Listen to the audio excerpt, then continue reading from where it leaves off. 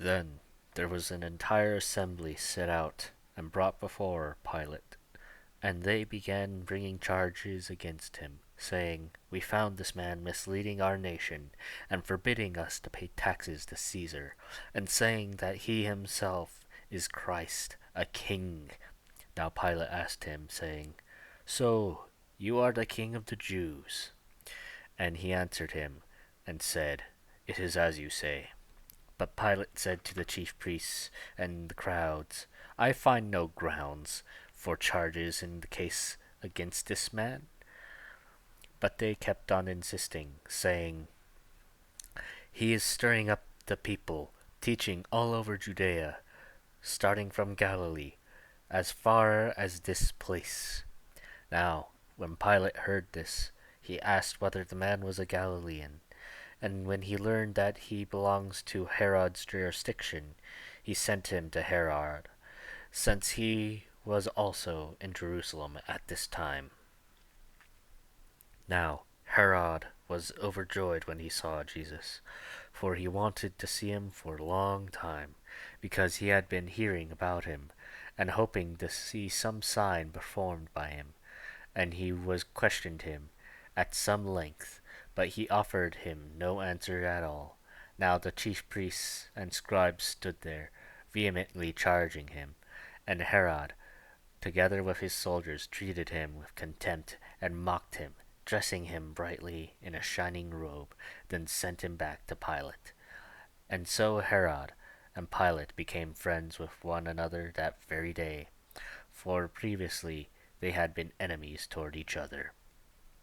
Now Pilate summoned himself the chief priests and rulers and the people, and he said to them, "You brought this man to me on the ground that he is inciting the people to revolt.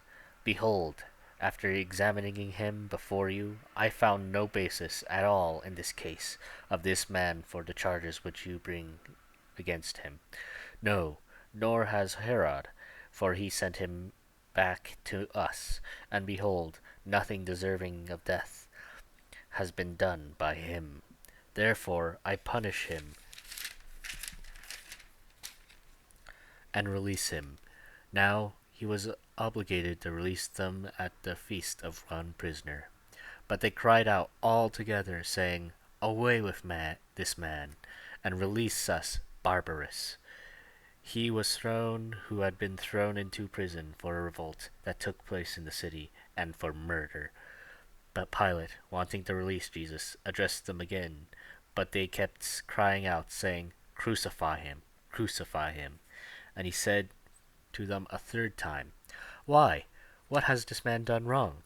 I have found in his case no grounds for a sentence of death. Therefore I will punish him and release him." But they were insistent, with loud voices demanding that he be crucified, and their voices began to prevail, and so Pilate decided to have their demands carried out. And he released the man for whom they were asking, who had been thrown into prison for a revolt and murder, but he handed Jesus over to their will. And when they led him away, they seized the man, Simon of Cyrene, as he was coming from the country, and placed on him the cross to carry behind Jesus. Now following him was a large crowd of people and women who were mourning and grieving for him. But Jesus turned to them and said, "Daughters of Jerusalem, stop weeping for me, but weep for yourselves, for your children. For behold, the days are coming when they will say, 'Blessed are those who cannot bear, and the wombs that have not given birth, and the breasts that have not nursed.' Then they will begin to say to the mountains, 'Fall on us,' and the hills, 'Cover us.' For if these things when the tree is green, what will happen when it is dry?"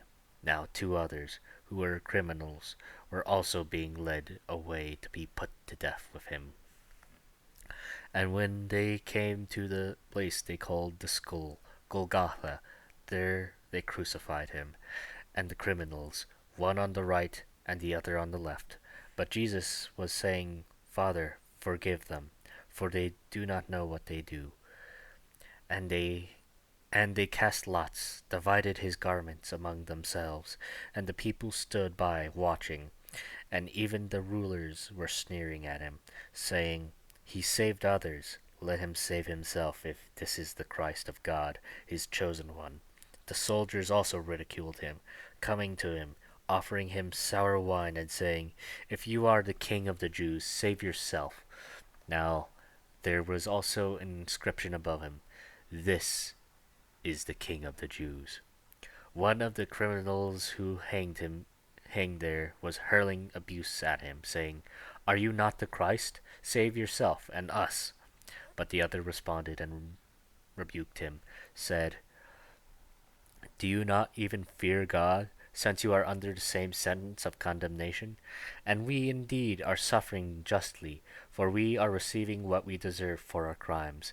But this man has done nothing wrong. And he was saying, Jesus, remember me when you are in the kingdom. And he said to him, Truly, I say to you, today you will be with me in paradise. It was now the 6th hour, and darkness came over the land until the 9th hour, because the sun stopped shining, and the veil of the temple was torn in two. And Jesus cried out in a loud voice, saying, Father, into your hands I entrust my spirit. And having said this, he died. Now, when a centurion saw what happened, he began praising God, saying, This man was in fact innocent. And all the crowds who came together for this spectacle, after watching what had been happened, began to return home, beating their chests. And all his acquaintances and the women who accompanied him from Galilee were standing at a distance, seeing these things. And Jesus and a man named Joseph, who was a member of the council, a good and righteous man. He had not consented to their plan and action, a man from Arimathea, a city of the Jews, who was waiting for the kingdom of God. This man went to Pilate and asked for the body of Jesus, and he took it down and wrapped it in a linen cloth, and laid him in a tomb cut into a rock, where no one had ever lain. It was preparation, and Sabbath was about to begin. Now the women who had come with him from Galilee followed, and they saw the tomb, and how his body was laid. And they returned and prepared spices and perfumes, and on the Sabbath they rested, according to the commandment.